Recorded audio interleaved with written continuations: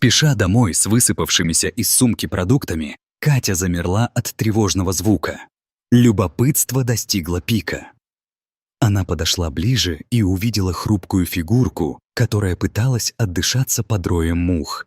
Не обращая внимания на отвращение, она схватила его и помчалась к ветеринару, полная решимости спасти жизнь, висевшую на волоске. Палящее солнце и изнуряющая жара заставили Катю стремиться в более прохладное место. Она ругала себя за то, что рискнула выйти из своего дома с кондиционером. На улице казалось, что она сидит в раскаленной печи, но ей нужно было пройтись по магазинам. На обратном пути, нагруженная продуктами, Катя чуть не упала в обморок от жары. Она поспешно свернула с залитого солнцем тротуара, от которого исходило тепло, как от сковородки. Передышка под деревом подействовала успокаивающе. Катя быстро достала бутылку воды и выпила почти половину.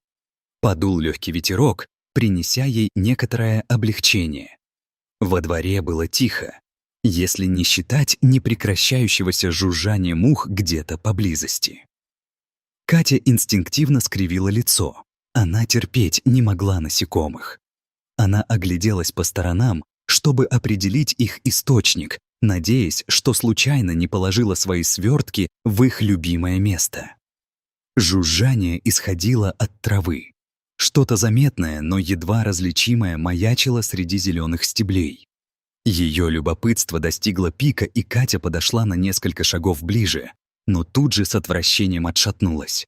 Среди травы, облепленная мухами, лежала собачка, истощенная до костей. При визуальном осмотре ее состояние было плачевным. Катя была поражена отсутствием неприятного запаха, свидетельствующего о разложении. Она уже собиралась проигнорировать это существо и двинуться дальше, но поймала себя на том, что оглядывается на щенка. Шелковистая шерсть и внешнее сходство наводили на мысль о его потенциальной породе. Катя неохотно уступила. «Через что тебе пришлось пройти?» Внезапно голова щенка дернулась. Катя вскрикнула от шока, ее сердце бешено заколотилось. Она собралась с духом и снова приблизилась, недоумевая, как может двигаться безжизненное существо. Наклонившись над пострадавшим млекопитающим, она отогнала назойливых мух и протянула руку. Щенок пошевелился, повернув ухо в сторону звука. Он приоткрыл один глаз, заставив Катю изумленно разинуть рот. Катя впервые признала, что городская неопрятность не лишена смысла. Она подняла крышку своей бутылки, наполнила ее жидкостью и поставила перед животным. Это зрелище вызвало у щенка интерес. После одного неловкого тявкания у него не хватило сил подняться. Существо бросило тоскливый взгляд на воду и снова закрыло глаза. Это привело Катю в уныние. Она больше не ощущала окружающей ее жары.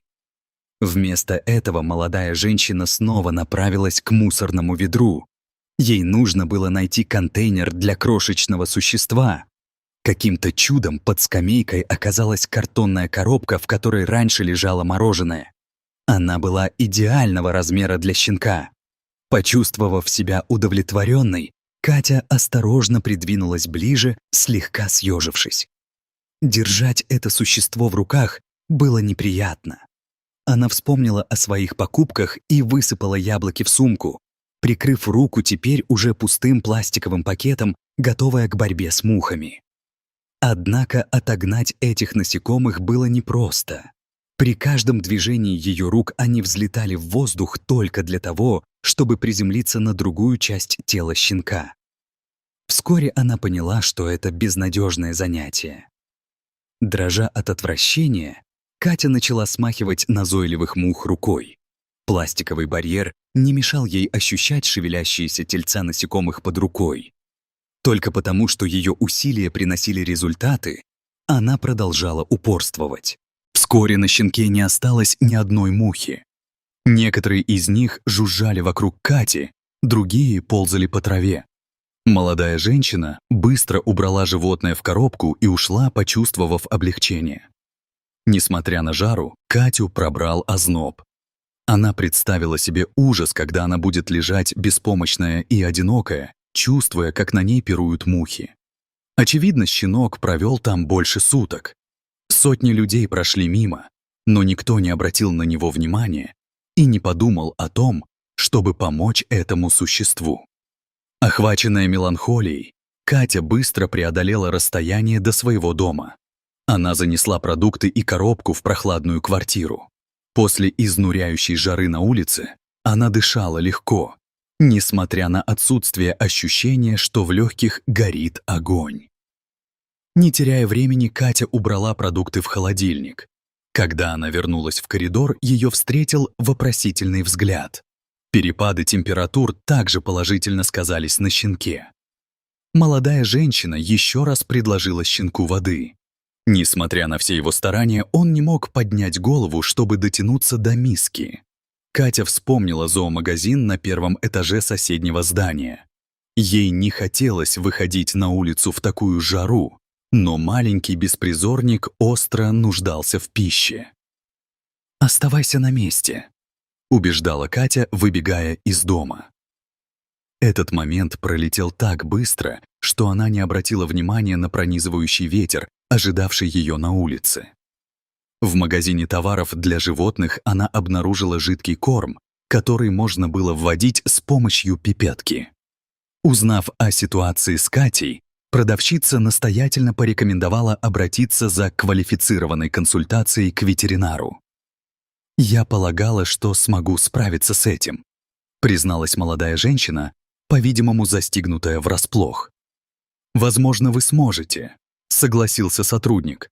«Но зачем рисковать? Если это не удастся, гибель бедного животного ляжет тяжким грузом на вашу совесть.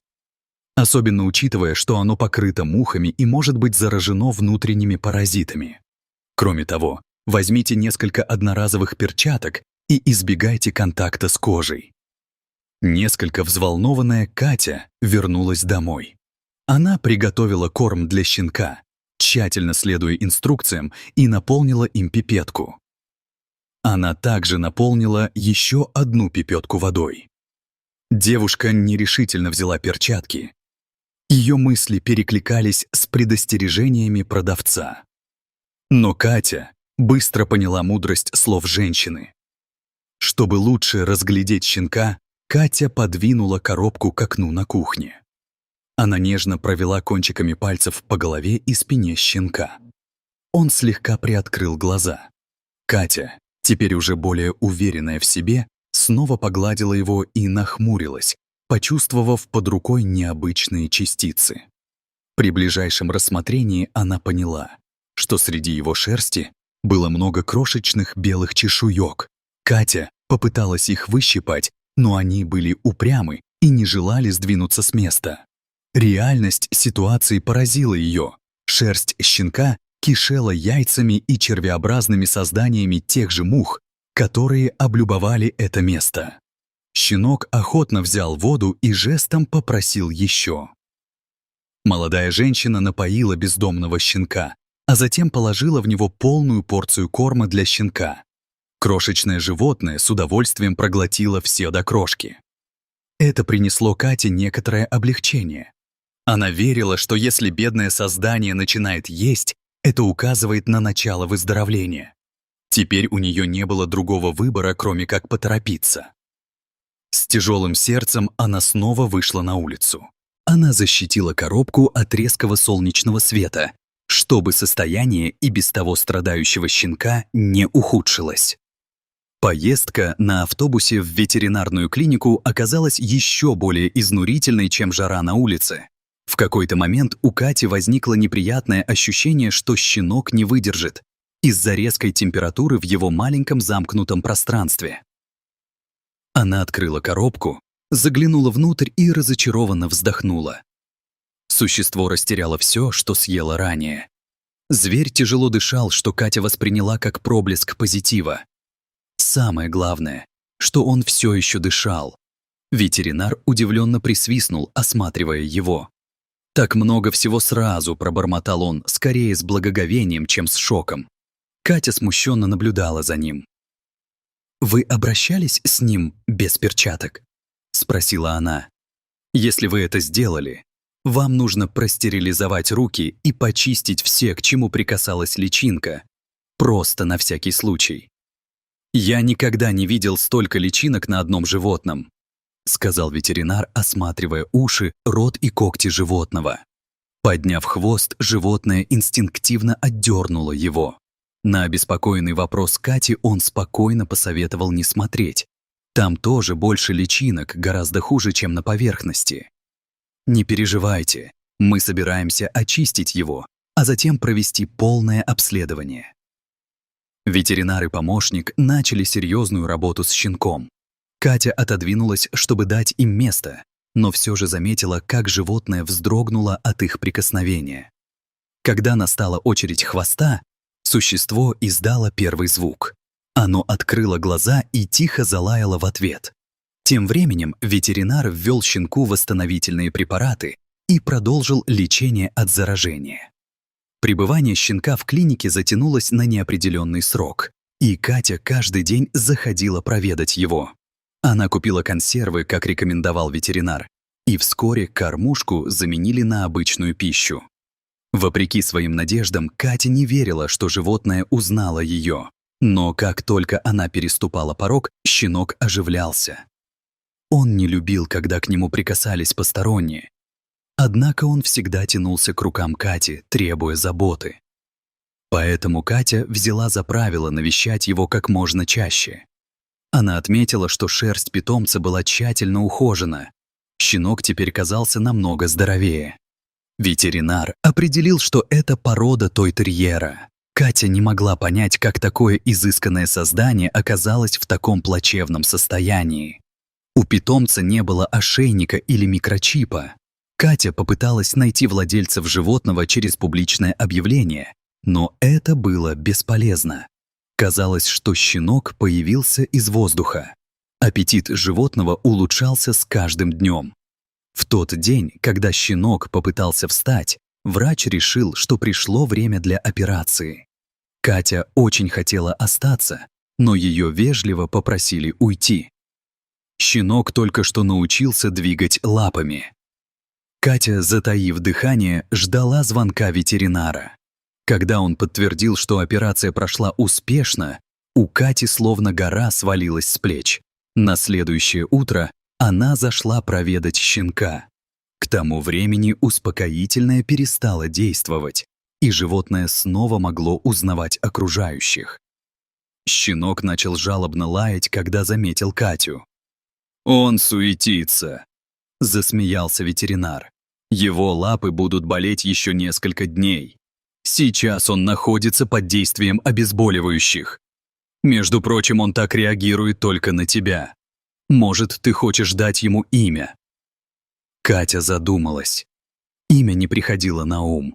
Она вспомнила тот день, когда впервые увидела щенка. Погода была невыносимо жаркой. «Август», — объявила Катя. «Его будут звать Август». Ветеринар высказал мнение, что собаки хорошо реагируют на шипение или рычание, но Катя была непреклонна. Как только она окликнула его по имени, щенок мгновенно повернул голову в ее сторону. Ему, похоже, понравилось название. После операции состояние щенка не сильно отличалось от того, что было до визита в клинику. Громоздкий ошейник не позволял ему сильно двигать головой. Новые швы подчеркивали обнаженность его лапы. «Потерпите еще немного, мой храбрый мальчик», — умоляла Катя. «Когда ветеринар скажет, что все в порядке, я смогу забрать вас домой». Прошло несколько дней, и щенок впервые смогло опираться на передние лапы. Хотя его задние лапы все еще не могли двигаться, по крайней мере, теперь щенок мог удобно сидеть во время еды. Катя взяла за правило навещать Августа каждый день, и ветеринар научил ее, как правильно ставить щенка на лапы. Довольно скоро Катя привела Августа домой. Она думала, что основные трудности позади, но вскоре поняла, что настоящая борьба только начинается. Щенка нужно было научить корректировать свои движения.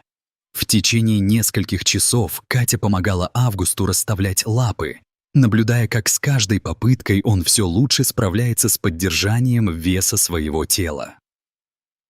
Но самой большой проблемой было кормление.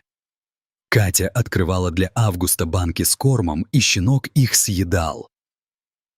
Но вскоре еда проходила через его организм, не переварившись должным образом. Сначала Катя предположила, что это результат операции.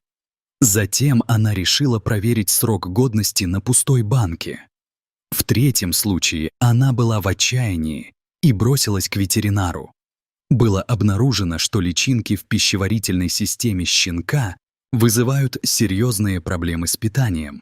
Единственная помощь, которую мог предложить ветеринар, это дать противорвотные препараты. Перед кормлением Августа Катя сначала давала лекарства, а затем кормила его небольшими порциями. Однажды подруга Кати наблюдала за этим процессом. Она посмотрела на Августа, который был худым и с выбритой ногой, и просто не могла понять. «Он всегда такой нуждающийся. Это наш обычный режим», — с улыбкой сказала Катя. «Мы также ежедневно выполняем упражнения на подвижность, ухаживаем за ранами и принимаем лекарства». «Зачем ты все это делаешь?» — спросила она.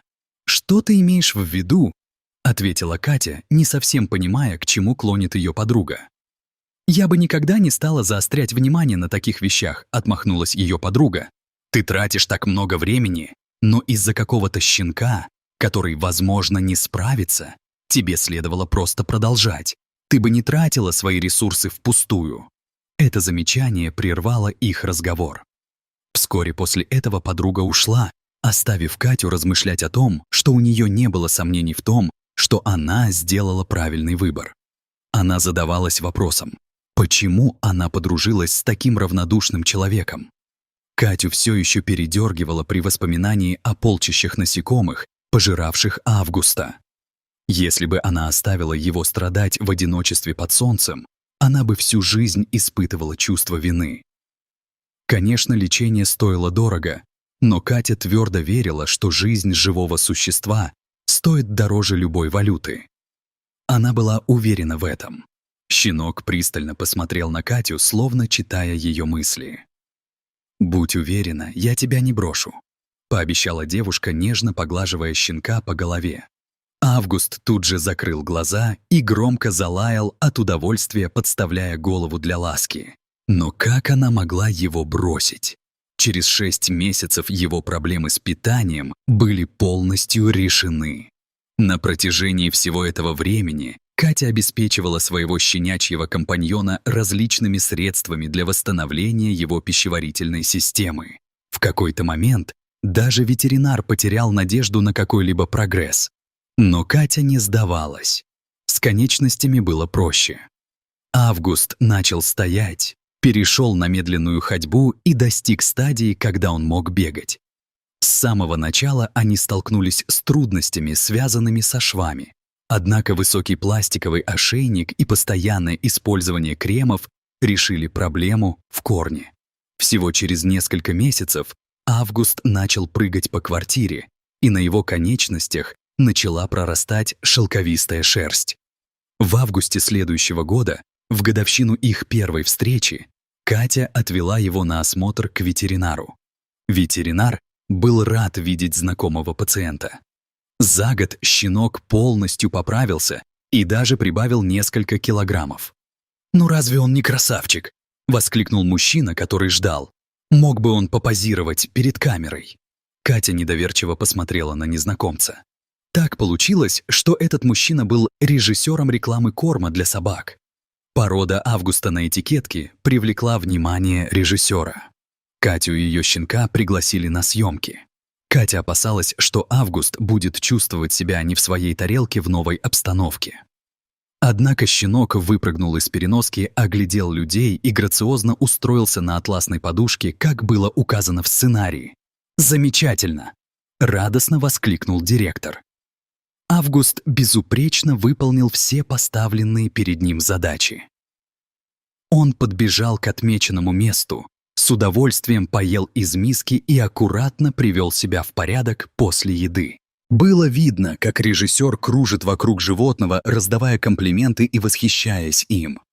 Август даже выдержал 3 дополнительных дубля, однако был сыт и, как правило, не обращал внимания на людей. Щенок вернулся в свою переноску и задремал. Ему было позволено спокойно спать. Получив вознаграждение за съемку, Катя увезла Августу домой. Она размышляла о том, насколько удобным был бы такой постоянный доход и как это могло бы помочь сэкономить на расходах на питание. Но не все бренды кормов для собак предпочитали породу Август, поэтому было еще более удивительно, когда несколько дней спустя по телефону раздался знакомый голос директора. Этот человек сказал, что щенок привлек внимание производителя кормов для домашних животных, что побудило их сделать предложение Августу. Щенок стал символом, или скорее мордой, товаров на различных онлайн-платформах. Он снялся в короткометражных цифровых фильмах, был увековечен в различных позах, а взамен получал вознаграждение и угощал роскошными блюдами. Однажды, возвращаясь домой после рекламной съемки, Катя наткнулась на знакомую. Из-за недоразумения, возникшего в прошлом, их общение свелось к минимуму. Ее знакомый не обратил внимания на изменившийся образ жизни Кати. «Куда ты его опять тащишь? Ему опять не здоровится». «Нет, у него работа», — призналась Катя. Она рассказала о новообретенной славе Августа своему знакомому, поведав о рекламе и платформах социальных сетей, в которых он участвовал. «И вы действительно честно зарабатываете на этом?» Ее знакомый вскрикнул, не веря своим ушам. «Вам так повезло! Это все равно, что обнаружить золотую жилу в глуши». Но для Кати эта золотая жила оказалась больше, чем она ожидала.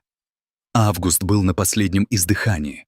Его осаждали мухи. Он не мог собраться с силами, чтобы двигаться, а его организм отказывался принимать пищу. Даже ветеринар в какой-то момент отказался от надежды на выживание Августа. Я часами вращала его ноги, чтобы восстановить подвижность. Каждые 20 минут я давала ему крошечную порцию лечебного корма. Я в ужасе засыпала, опасаясь, что к рассвету он перестанет вдыхать. Считаете ли вы это удачей? Если да, то продолжайте. Приютите любого бездомного щенка с улицы. Откройте для себя свое собственное прибыльное предприятие.